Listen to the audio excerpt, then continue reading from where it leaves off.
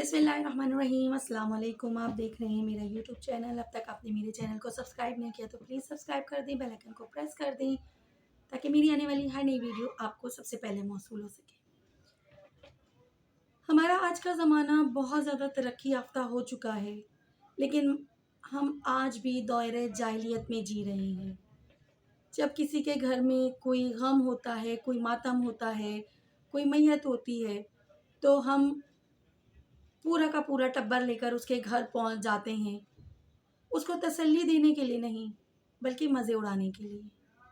मैं जानती हूँ कि ये बात आप सबको बहुत बुरी लगेगी, लेकिन हमारे माशरे का ये अलमिया है। हम उस मैयत वाले घर में उस मैयत वाले लोगों का दुख कम करने नहीं जाते, बल्कि वहाँ फजूल किस्म की बकवास करने जाते हैं, लोगों की ऐबजोइयाँ करने जाते हैं, फिर उनके ऊपर बोझ बनने जाते हैं, जो कि सरासर गलत और नाइंसाफ़ी है, और दीन इस्लाम ने भी हमें इससे रोका है। मैयत वाले घर में जाकर डेरे डालना या खाने का इंतज़ार करना सख्त मना है, बल्कि आपके ऊपर ये लाजिम है कि अगर आपके आस पड़ोस में या आपके रिश्तेदारों में कोई मैयत हो गई है तो आपका फ़र्ज़ है कि आप वहाँ खाना पहुँचाएँ, पानी पहुँचाएँ, नाश्ता पहुँचाएँ, क्योंकि जिनका अपना प्यारा इस दुनिया से रुखसत हो गया उसको तो ये परवाह नहीं होगी कि घर में कोई भूखा है या नहीं है, कुछ पका है या नहीं है। ये ख़याल आपको रखना है। ये ख़याल आपकी ज़िम्मेदारी है कि आप इस दुःख के वक़्त में उनके साथ किस तरह खड़े हैं। क्या आप इस दुःख के वक़्त में उन पर बोझ बने हैं या आप इस दुःख के वक़्त में उनका सहारा बने हैं?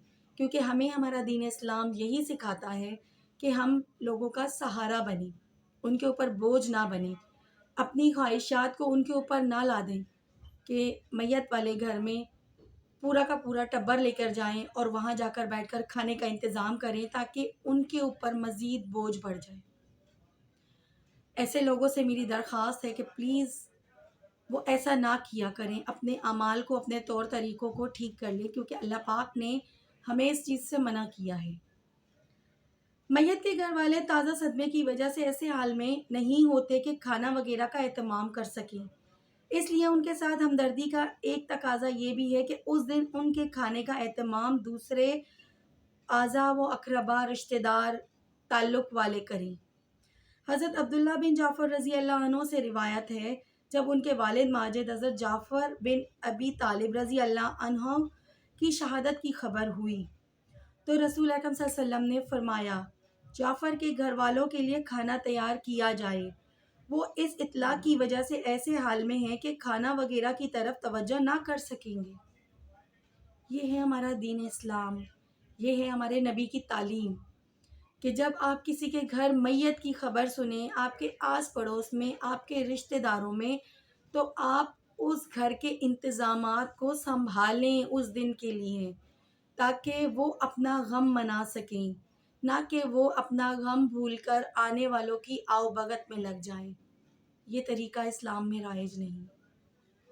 अपनी इस्लाह कीजिए, अपने अहल अकारिब की इस्तिलाह कीजिए, ताकि दीन की आगाही से हमारी मग़फ़िरत हो सके, क्योंकि ये छोटी-छोटी जो बातें होती हैं, इनमें बहुत कुछ सीखने को होता है और इनका बहुत बड़ा अजर व सवाब भी होता है।